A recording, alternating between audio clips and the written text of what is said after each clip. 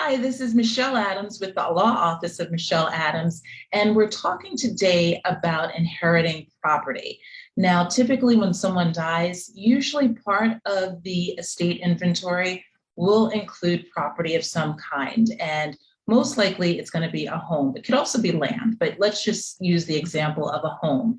In this situation, perhaps there are more than one beneficiaries of this property.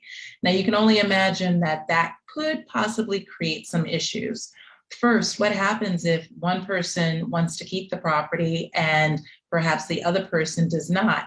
Well, now we need to find a way to fairly compensate that individual. So usually one person would end up buying out the other. But you can imagine if you have multiple beneficiaries, that is a lot of math that we have to take into account. So, wanting to make sure that we have a good understanding of, is everyone in agreement as to whether or not the property should be kept or if the property should be sold?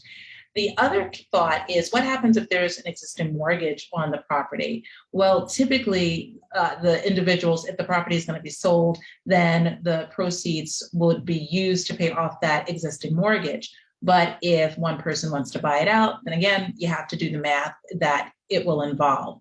A third consideration is if there is a reverse mortgage on the property. Once again, that mortgage company would need to be contacted to let them know about the death of the individual, and then the beneficiaries would need to make a decision as to, once again, whether or not they are going to keep the property. So all of this to say is inheriting property is a wonderful thing, and if it's something that someone can pass down to the next generation or to a beloved family member or friend, that's wonderful. But you want to make sure that if there's multiple beneficiaries, that there is some clause in the will or the trust that talks about how these type of disputes would be handled if one person wants to keep the property and someone else chooses that's not what they want. So for more information on this, I actually have a blog on this very topic on my website. So go to coloradofamilylegacy.com and you will find more information regarding this particular topic.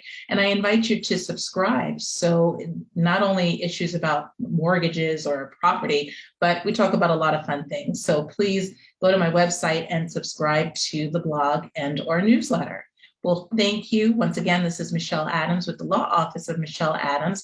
And until the next time, you all be blessed. Take care.